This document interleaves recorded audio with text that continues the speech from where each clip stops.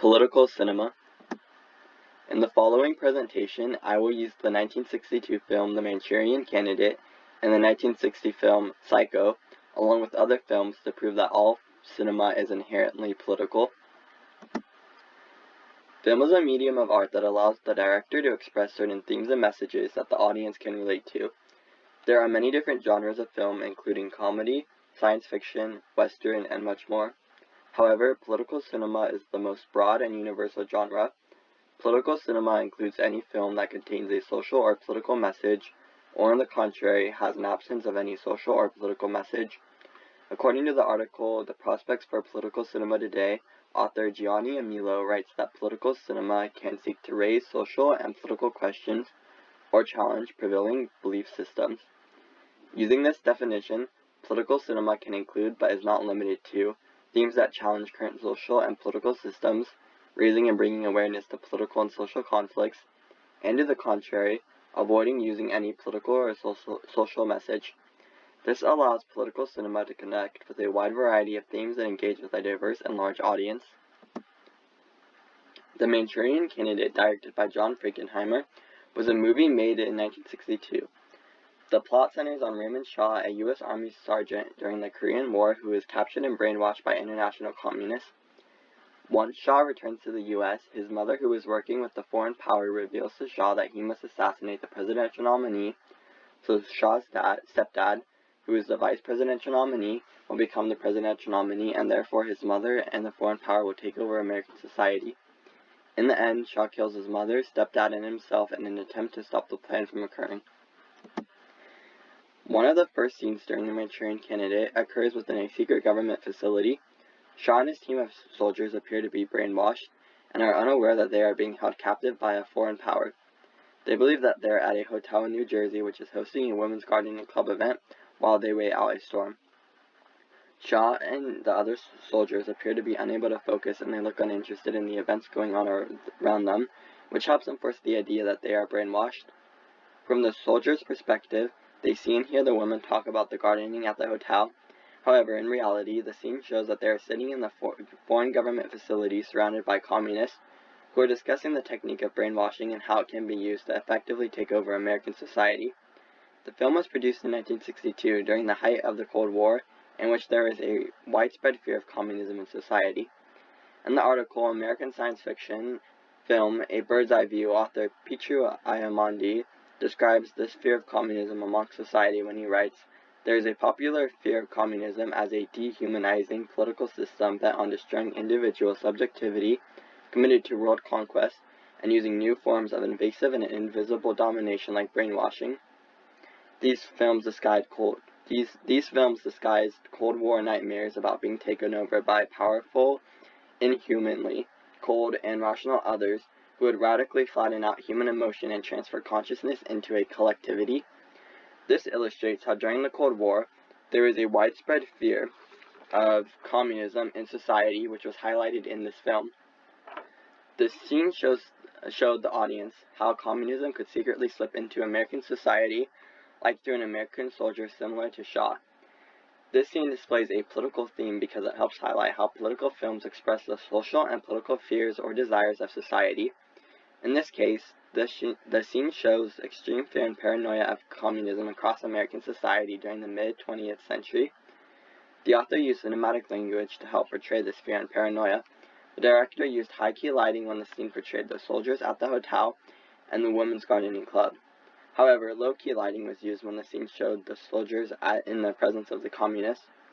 This likely helped create a contrast between the more light and positive women's gardening club event, which was just a lie to cover up the more dark and scary communist government. In addition, the director used close-up camera shots of the soldiers so that the audience could clearly see how incoherent and brainwashed the soldiers were.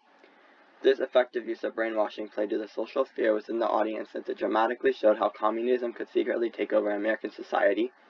This scene was political because it displayed and played off of the confusion and the suppressed fears of many Americans, as they were terrified of communism control and takeover during the Cold War. The next scene takes place when it is revealed that Shaw's mother is working with the communists to take over American society. In this scene, Shaw's mother details the plan that Shaw must follow in order to assassinate the presidential nominee at a political convention. This way, Shaw's stepdad, who is the vice presidential nominee, will become the presidential nominee and win the presidential election. Then Shaw's mother and the communists will have full access to the American government and furthermore American society. In the article Introduction Marking Political Cinema, author Iwa Mazierska describes an important factor of political cinema when she writes, "The ideal of political cinema is to affect external reality and especially the relationship between an individual and a community.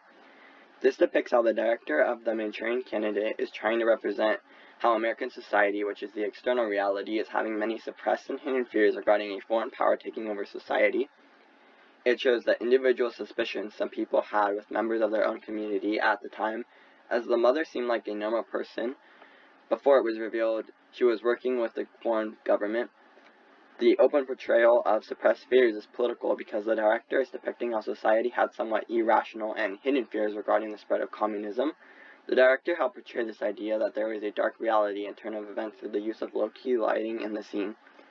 This lighting helped instill a mood of fear and paranoia in the audience.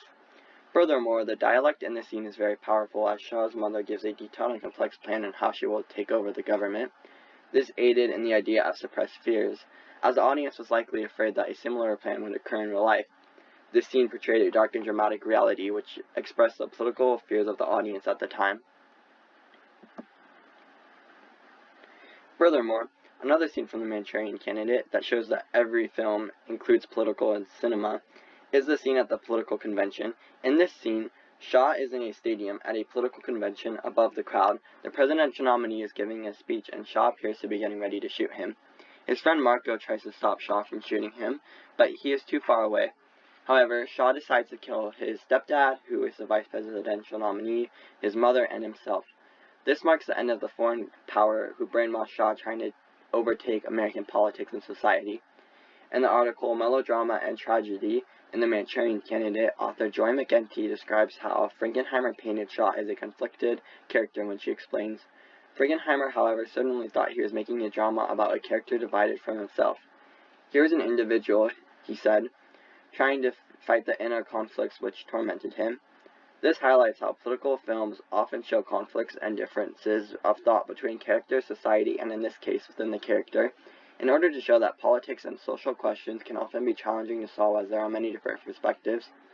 In this case, Shaw is conflicted about who to help, his mother who has helped brainwash him, or his country that he wants to serve. This scene represents how political films sometimes attempt to show societal expectation versus realities. In this case, the audience expected Shaw to kill the presidential nominee and for the foreign power to succeed. However, the reality of what occurred was different, with Shaw stopping the foreign power takeover. This reality was political, as it showed how the foreign power did not succeed and was stopped, which represented the idea that perhaps fears of communism were over-exaggerated and that societal fear was contributing to this issue.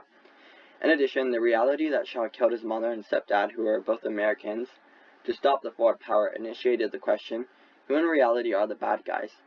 This assassination scene often used bird-eye view camera angles, which showed the political convention from above from Shaw's perspective. This likely helped enforce the idea that Shaw had complete control to kill someone in the crowd at that moment. It made him seem more powerful than any of the audience members, which also helped portray the idea that a foreign agent had control over the crowd, as Shaw was brainwashed by them. This helped create a sense of suspense for the audience, as there was not much hope left for a different reality. In addition, the scene only uses diegetic sound, sounds that the characters can hear, in order to help illustrate a theme of realism. This effectively heightened the stakes for the film audience members because they saw this plot could be played out in real life and the possible consequences that could occur. The political expectation and reality in society can often be very different depending on different perspectives. While The Manchurian Candidate may be an overtly political film, whereas the 1960 film Psycho, directed by Alfred Hitchcock, is not, Psycho still contains several political messages. The film begins with focusing on Marianne Crane, a young secretary who runs away after stealing money from her work to Bates Motel. While at the motel, she is murdered by Norman Bates, the motel owner. Throughout the film, Marianne's sister, boyfriend, and a private detective try to solve the case, but slowly uncover that Bates has a dark past and is the culprit in the crime. Towards the end of the film, As Norman Bates is being taken into custody for his crime, a psychiatrist who evaluated Bates revealed that he likely suffers from alternate personality disorder. Bates had two personalities, his mother personality and himself. He killed Marion and his other victims as his mother personality, who was jealous. This film was produced in 1960, which was a time in which society did not commonly and openly discuss mental health issues. In the article Criminal Madness, Cultural Iconography and Insanity, author Russell Covey describes how mental illness was portrayed differently in Hitchcock's films when he writes, "The monster movies, however, tended to heavily emphasize on the monster's manifest degeneracy, and mental illness was almost exclusively represented through physiognomy. That is, filmmakers identified morally depraved characters by virtue of visible physical features. In contrast, Hitchcock's characters were outwardly normal in appearance. Viewers learned of Hitchcock's character's madness through the first-hand experience." This illustrates how many films produced during this time period avoided talking about mental illness within society by either not discussing mental illness or using monster-like figures without human features to portray mental illness. However, in the film Psycho, Norman Bates portrayed an actual human who had a mental illness. Furthermore, the mental illness was named and discussed upon towards the end of the film.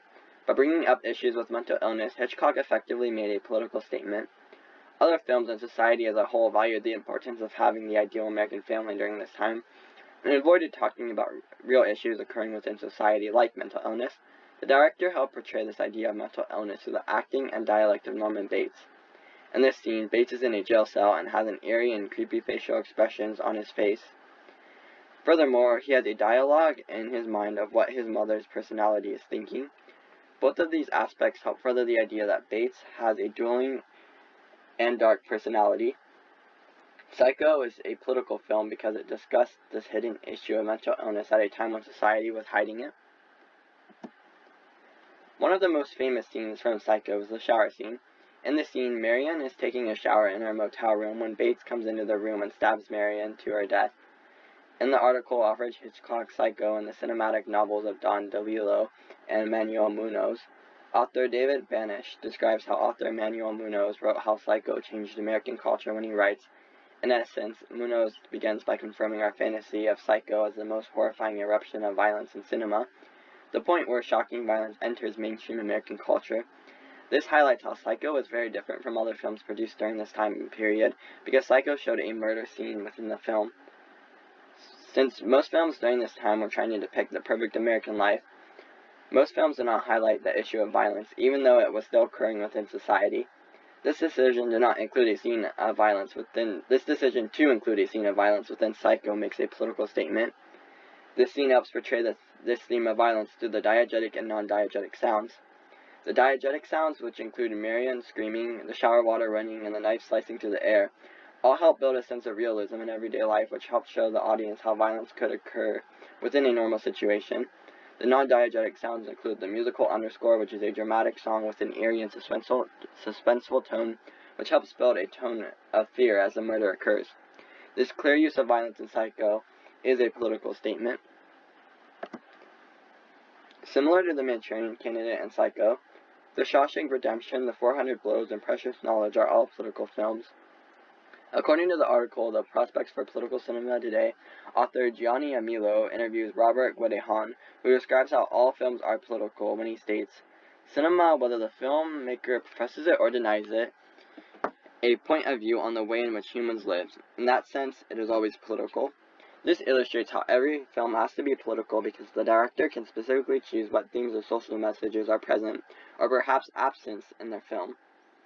For instance, in the 1994 film Shawshank Redemption, the film does not focus on a political question or theme. However, this film is still political because there are several scenes depicting the struggles that prisoners face once they are released from jail. It shows how prisoners struggle to return to society as they are not given the proper resources or training. This illustrates a social and political issue with prisons within society. In the 1959 film The 400 Blows, the film once again does not have a central political theme. However, this film is still considered a part of political cinema because throughout the film, the child tries to challenge the social order of society by running away from his parents and not listening to adults because he wants to live a life of freedom. Finally, this idea of all films being considered political extends to the documentary films as well. For instance, in the documentary Precious Knowledge, which was made in 2011, the documentary highlights the conflict between the state of Arizona and the Mexican American Studies program of a high school. This film is political because it shows the struggles that the students and teachers have to go through in order to maintain a Mexican American study program at their school, which allows students to feel more connected to the history they are learning. This film shows the political and social fears of the students and teachers as their academic program is being taken away from them, and it also highlights the political and social challenges facing students of color. Film is political because everyone has a different perspective and thought. Films are very diverse and they contain different plots and settings and themes. However, all films are inherently political. The Manchurian candidate has many different aspects of political cinema within it, some of which are often used by different films. However, even though Psycho is not overtly political, it is still a part of political cinema because of the social and political messages present within the film during a time in which people avoided them. The director's decisions about what scenes to include, where the movie is filmed, and what themes are present, and which themes are absent, all come together to create a political film. Political cinema is a universal genre. Thank you for listening.